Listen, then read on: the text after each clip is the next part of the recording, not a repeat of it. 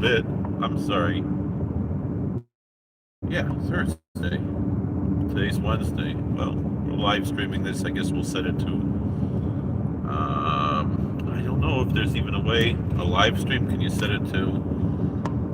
What do they call it? To members only. By the way, if you're not a member of the channel, please consider membership. A lot of our videos are presented earlier for members. So let's get to learning.